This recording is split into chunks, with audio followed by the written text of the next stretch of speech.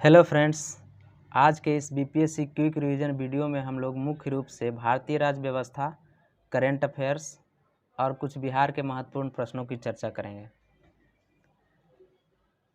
इस भारतीय राज्य व्यवस्था में मुख्य रूप से हम लोग प्रमुख अधिनियम की चर्चा करेंगे। इस प्रमुख अधिनियम की चर्चा करने से पहले हम लोग इसके ऐतिहासिक पृष्ठभूमि को देख लेते हैं।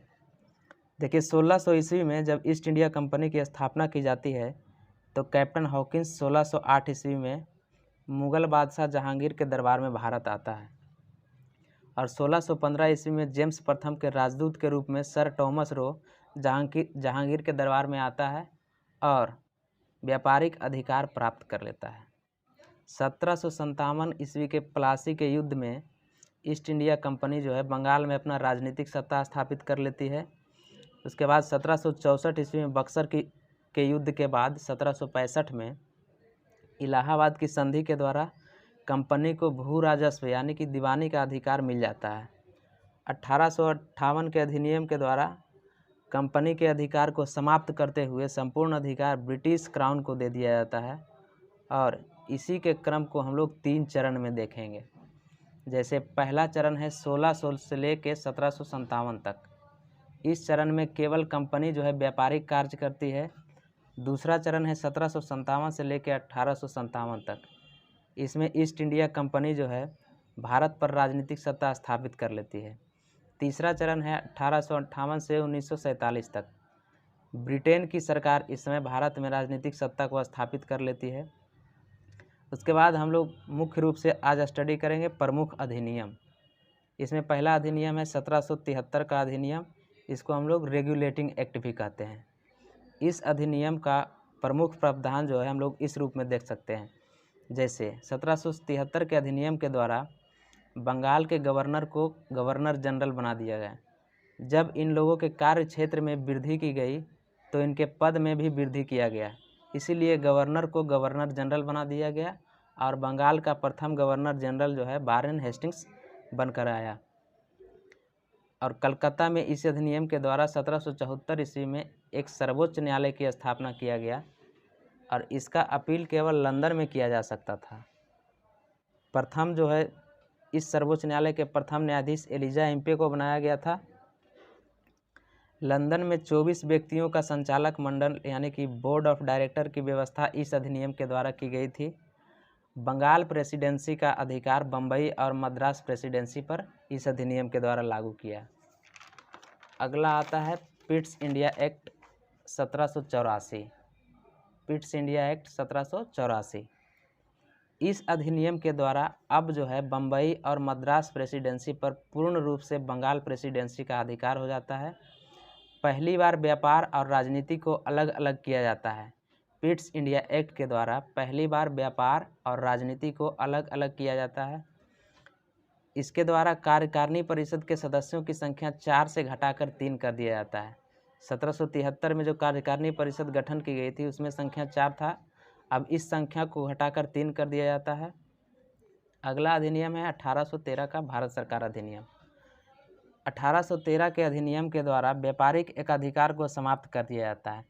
व्यापारिक एकाधिकार का मतलब होता है व्यापार पर किसी एक का अधिकार, लेकिन यहाँ पर चाय और चीन के साथ व्यापार का अधिकार अभी भी कंपनी के पास सुरक्षित था। पहली बार इस अधिनियम के द्वारा शिक्षा पर 1 लाख रुपया खर्च किया जाता है। इस अधिनियम के द्वारा 1813 के अधिनियम के द्वारा पहली बार ईसाई धर्म प्रचारकों को कानूनी रूप से भारत आने की अनुमति मिल जाती है। उसके बाद अगला अधिनियम है 1833 का अधिनियम। यह अधिनियम बहुत ही महत्वपूर्ण है। बंगाल के गवर्नर इस अधिनियम के द्वारा बंगाल के गवर्नर जनरल को भारत का गवर्नर जनरल बना दिया जाता है। ईस्ट इंडिया कंपनी के व्यापारिक एकाधिकार को पूर्ण रूप से समाप्त किया जाता है। चाय और चीन के साथ जो है समाप्त उस समय नहीं किया गया था 1813 में, लेकिन 1833 के अधिनियम में पूर्ण रूप से जो है व्यापारिक एकाधिकार जो है समाप्त कर दिया जाता है। और 1833 के ही अधिनियम के द्वारा रूप, रंग, जाति, निवास के आधार पर भेदभाव को प्रतिबंधित कर दिया जाता है। लॉर्ड मैकाले की अध्यक्षता में एक विधि आयोग का गठन इस अधिनियम के द्वारा कर दिया जाता है। उसके बाद है आगे 1853 का अधिनियम। इस 1853 के अधिनियम के द्वारा पहली बार प्रतियोगिता परीक्षा के आधार पर नियुक्ति किया जाता है। संचालक मंडल के सदस्यों की संख्या 24 से घटाकर 28 की कर दी जाती है। 1854 में इस अधिनियम के द्वारा सिविल सेवा समिति का गठन किया जाता है। उसके बाद इसमें आगे बढ़ते हैं तो आता है 1858 का अधिनियम। 1858 के अधिनियम के द्वारा ईस्ट इंडिया कंपनी के शासन को समाप्त कर दिया जाता है और संपूर्ण अधिकार ब्रिटेन के शासक या ब्रिटिश संसद को दे दिया जाता है। भारत के गवर्नर जनरल को इस अधिनियम के द्वारा भारत का वायसराय बना दिया जाता है। भारत का प्रथम वायसराय जो है लॉर्ड कैनिंग के रूप में भारत आता है। इस अधिनियम के द्वारा 1858 के अधिनियम के द्वारा एक नया पद का सृजन किया जाता है जिसको भारत सचिव या भारत मंत्री कहा जाता है। प्रथम भारत सचिव लॉर्ड स्टैनले थे और दूसरे भारत सचिव चार्ल्स वुड थे। भारत सचिव को सहायता देने के लिए 15 सदस्यों का एक भारत परिषद बनाया जाता है जिसमें 8 सदस्य ब्रिटिश संसद से तथा 7 ईस्ट इंडिया कंपनी के थे। आगे आता है 1861 का अधिनियम। इस अधिनियम के द्वारा पहली बार विभागीय प्रणाली की स्थापना की जाती है, यानी कि कार्यों का विभाजन, अलग अलग विभाग के लिए अलग अलग कार्य का इसमें व्यवस्था किया जाता है। उसके बाद आता है आगे 1892 का अधिनियम। इस अधिनियम के द्वारा थोड़ा सा अधिकार जो है भारतीयों को दे दिया जाता है, लेकिन वोटिंग का अधिकार अभी भी यहाँ पर नहीं मिलता है। जैसे इस अधिनियम के द्वारा बजट पर भारतीय कुछ प्रश्न कर सकते थे लेकिन वोट यानी कि मत नहीं दे सकते थे। उसके बाद आता है 1909 का अधिनियम जिसको हम लोग मार्ले मिंटो सुधार अधिनियम भी कहते हैं। इस अधिनियम के द्वारा सर्वप्रथम सांप्रदायिकता के आधार पर पृथक निर्वाचन की व्यवस्था की जाती है, यानी कि सांप्रदायिकता के आधार पर अलग अलग जो हिंदू मुस्लिम अलग जो है निर्वाचन की व्यवस्था इस अधिनियम के द्वारा की जाती है। आगे आता है 1919 का अधिनियम जिसको हम लोग मॉन्टेग्यू चेम्सफोर्ड सुधार अधिनियम भी कहते हैं। इस अधिनियम का प्रमुख प्रावधान जो है उत्तरदायी सरकार का गठन करना, महिलाओं को वोटिंग का अधिकार देना और सांप्रदायिकता के आधार पर सिख धर्म के लोगों को भी शामिल कर लेना। यानी कि यहाँ पर सिख धर्म के लोग शामिल नहीं थे, लेकिन यहाँ पर सांप्रदायिकता के आधार पर सिखों को भी शामिल कर लिया जाता है। यहाँ पर जो सबसे महत्वपूर्ण पॉइंट है यह है कि 1919 के अधिनियम के द्वारा भारतीय उच्चायुक्त पद का सृजन किया जाता है।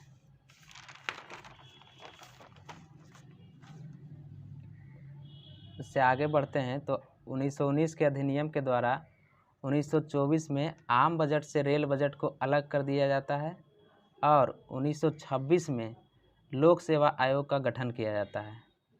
पहली बार जो है विषय को केंद्र और राज्य के बीच विभाजित कर दिया जाता है 1919 के अधिनियम के द्वारा। 1919 का जो अधिनियम है यह पूर्ण रूप से 1921 में लागू होता है। आगे आता है 1935 का अधिनियम। 1935 का अधिनियम अब तक के अधिनियमों में सबसे विशाल या सबसे बड़ा अधिनियम था। इसमें 321 अनुच्छेद और 10 भाग थे। इस अधिनियम का ही लगभग 75 से 80% भाग भारत के संविधान में शामिल है। भारत के प्रथम प्रधानमंत्री जवाहरलाल नेहरू ने इस अधिनियम को 1935 के अधिनियम को दास्ता का नया चार्टर कहकर संबोधित किया। इस अधिनियम के द्वारा प्रांतों में द्वैध शासन को समाप्त कर दिया गया। द्वैध शासन की चर्चा हम लोग इतिहास में करेंगे। और केंद्र में द्वैध शासन लगाया गया। इस अधिनियम के द्वारा 1 अप्रैल 1935 को आरबीआई की स्थापना की गई। बिहार से उड़ीसा को अलग किया गया 1936 ईस्वी में। भारत को म्यांमार से अलग किया गया इस अधिनियम के द्वारा। सांप्रदायिकता के आधार पर इसमें हरिजनों को भी शामिल कर लिया गया।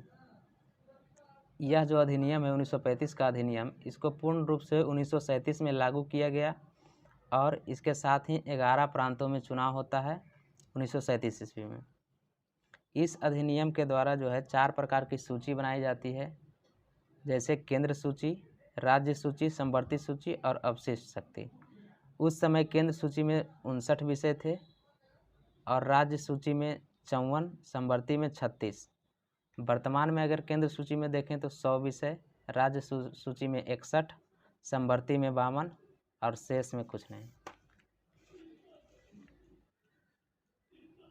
आगे हम लोग देखते हैं कुछ महत्वपूर्ण करंट अफेयर्स को।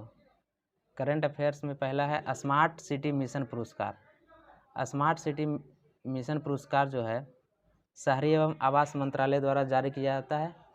इसमें शहरों में अगर प्रथम स्थान देखें तो इंदौर और सूरत, मध्य प्रदेश का इंदौर और गुजरात का सूरत संयुक्त रूप से प्रथम स्थान पर रहा। केंद्र शासित क्षेत्र के शहरों में अगर देखें तो चंडीगढ़ का प्रथम स्थान रहा। स्मार्ट सिटी लीडरशिप पुरस्कार जो है अहमदाबाद, वाराणसी और रांची, ये तीनों को मिला है। राज्यों में अगर स्मार्ट सिटी विकसित करने में प्रथम स्थान देखें तो उत्तर प्रदेश, दूसरा मध्य प्रदेश। अगला है भारत 3 वर्षों के लिए इकोसॉक का सदस्य बना। इकोसॉक जो है यूएन का ही एक अंग है। इसका फुल फॉर्म होता है इकोनॉमिक एंड सोशल काउंसिल। इसका सदस्य जो है भारत 3 साल के लिए बना है। भारत का चुनाव जो हुआ है एशिया प्रशांत क्षेत्र से हुआ है। तीसरा है 1 जनवरी 2022 से संयुक्त राष्ट्र सुरक्षा परिषद के नए सदस्य। 1 जनवरी 2022 से अल्बानिया, ब्राज़ील, घाना, गैबॉन और यूएई को जो है संयुक्त राष्ट्र सुरक्षा परिषद में शामिल किया जाएगा। चौथा है 1 जनवरी 2022 से सुरक्षा परिषद की संरचना। इसको अगर हम लोग देखें तो अस्थाई जो है संयुक्त राष्ट्र सुरक्षा परिषद में अस्थाई सदस्य ये चेंज नहीं होते हैं।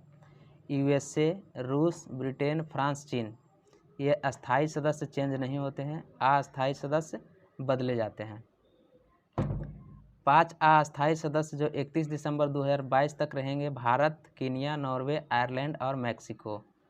5 अस्थाई सदस्य जो 31 दिसंबर 2023 तक रहेंगे वे देश हैं अल्बानिया, ब्राज़ील, गैबॉन, घाना और यूएई, यही देश।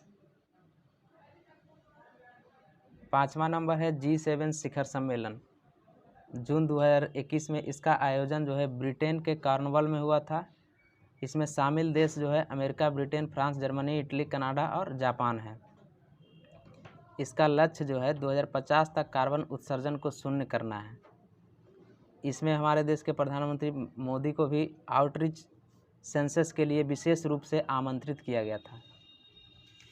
आगे बढ़ते हैं। अगला है SCO सम्मेलन, शंघाई सहयोग संगठन। इसका सम्मेलन जो हुआ था ताजिकिस्तान की राजधानी दुशांबे में हुआ था। इसमें भारत के तरफ से प्रतिनिधि के रूप में अजीत डोभाल शामिल हुए थे, जो भारत के NSA हैं, राष्ट्रीय सुरक्षा सलाहकार। अगला है ईरान के नए राष्ट्रपति इब्राहिम रईसी जो है ईरान के नए राष्ट्रपति के रूप में नियुक्त हुए हैं। पर्यावरण निष्पादन सूचकांक, इसमें पहला स्थान डेनमार्क को प्राप्त हुआ है। भारत का स्थान इसमें 168वां है। ग्लोबल पीस इंडेक्स, वैश्विक शांति सूचकांक में पहला स्थान जो है आइसलैंड को प्राप्त हुआ है और इसमें भारत का स्थान 135वां है। आगे है WHO ने चीन को मलेरिया मुक्त घोषित किया। WHO ने हाल ही में चीन को जो है मलेरिया मुक्त घोषित कर दिया है। दक्षिण अफ्रीका के पूर्व राष्ट्रपति जैकब जुमा को 15 माह के कारावास की सज़ा हुई है। जैकब जुमा जो है भ्रष्टाचार के मामले में इनको 15 माह के लिए जो है कारावास की सज़ा हुई है। उत्तराखंड के नए मुख्यमंत्री पुष्कर सिंह धामी बने हैं। ये उत्तराखंड के 11वें मुख्यमंत्री हैं और अब तक के सबसे कम उम्र के मुख्यमंत्री हैं। उत्तराखंड की राज्यपाल बेबी रानी मौर्य के इस्तीफे के बाद नए गवर्नर बने हैं लेफ्टिनेंट जनरल गुरमीत सिंह। भारत के अतिरिक्त विदेशी मुद्रा कोष पहली बार, भारत के आरक्षित विदेशी मुद्रा कोष जो है पहली बार 600 अरब डॉलर से अधिक हुई है। इससे पहले कभी 600 अरब डॉलर से अधिक नहीं हुई थी। एक कार्यक्रम है निपुण कार्यक्रम। इस कार्यक्रम को रमेश पोखरियाल निशंक ने जारी किया है। इसका फुल फॉर्म होता है national initiative for proficiency in reading with understanding and numeracy. इसका मूल उद्देश्य है 3 से 9 वर्ष के बच्चों को सीखने की ज़रूरत को पूरा करना। अगला है आरबीआई में चौथे नए डिप्टी गवर्नर। आरबीआई में चौथे जो नए डिप्टी गवर्नर के रूप में नियुक्त हुए हैं वे हैं टी रविशंकर। इससे पहले जो है टी रविशंकर ने कानूनगो का स्थान लिया है। आरबीआई में 3 अन्य जो डिप्टी गवर्नर हैं वे हैं महेश कुमार जैन, माइकल देवव्रत पात्रा और एम राजेश्वर राव। आगे है एंटोनियो गुटेरेस। एंटोनियो गुटेरेस जो है पुर्तगाल के पूर्व प्रधानमंत्री रह चुके हैं। ये लगातार दूसरी बार यूएनओ के महासचिव बनाए गए हैं। महासचिव में अब इनका कार्यकाल जो है 31 दिसंबर 2026 तक रहेगा। आगे है बिहार स्पेशल। बिहार स्पेशल में मैंने यहाँ पर प्रीवियस ईयर के प्रश्नों को शामिल किया है। इसमें देखते हैं बिहार के बारे में जो है प्रथम जानकारी शतपथ ब्राह्मण ग्रंथ से मिलता है। विहार का शाब्दिक अर्थ होता है बौद्ध मठ, यानी कि बौद्ध भिक्षुओं के रहने का स्थल। प्रथम मगध साम्राज्य का उत्कर्ष जो हुआ था ईसा पूर्व 6वीं शताब्दी में हुआ था। यह सभी प्रश्न जो है प्रीवियस ईयर में पूछा गया है। अजातशत्रु किस वंश से संबंधित था? हर्यक वंश। मगध की प्रारंभिक राजधानी ग्रीवज या राजगीर। पाटलिपुत्र के संस्थापक उदयन। किस मौर्य राजा ने दक्कन को जीता था? चंद्रगुप्त मौर्य ने। किस गुप्त शासक ने हूणों को हराया था? स्कंदगुप्त ने हूणों को हराया था। कौटिल्य का अर्थशास्त्र कितने अधिकरणों में विभाजित है? कौटिल्य का अर्थशास्त्र 15 अधिकरणों में विभाजित है। मेगास्थनीज किसका राजदूत था? सेलिकस निकेटर का। अर्थशास्त्र के अनुसार सीता भूमि का अभिप्राय क्या होता है? सीता भूमि का मतलब अर्थशास्त्र के अनुसार जनजातियों द्वारा जोती जाने वाली भूमि होता है। अंतिम मौर्य सम्राट कौन था? बृहद्रथ। मौर्यों के बाद कौन सा वंश स्थापित हुआ? शुंग वंश। मौर्य काल में शिक्षा का सर्वाधिक प्रसिद्ध केंद्र कौन था? तक्षशिला, पाकिस्तान में है। पटना उच्च न्यायालय की स्थापना 1916 में हुई। प्रभावती देवी किस क्षेत्र से स्वतंत्रता सेनानी थी? प्रभावती देवी चंपारण से जो है स्वतंत्रता सेनानी थी। बिहार के किस क्रांतिकारी ने सितंबर 1928 में हिंदुस्तान सोशलिस्ट रिपब्लिकन आर्मी की बैठक में भाग लिया था? तो फणींद्रनाथ घोष ने 1928 में हिंदुस्तान सोशलिस्ट रिपब्लिकन आर्मी में भाग लिया था। उसके आगे है बिहार प्रांतीय किसान सभा का गठन कब हुआ था? तो 1929। किसने दुखी आत्मा, दुखी हृदय जैसे छद्म नामों के तहत लिखकर चंपारण के किसानों की दुर्दशा पर प्रकाश डाला? तो पीर मोहम्मद मुनीस। 1830 में पटना किस आंदोलन का मुख्य केंद्र था? तो 1830 में पटना जो है वहाबी आंदोलन का मुख्य केंद्र था। धन्यवाद। इसके बाद हम लोग जो है आगे कुछ अलग विषय के साथ फिर से स्टडी करेंगे। धन्यवाद।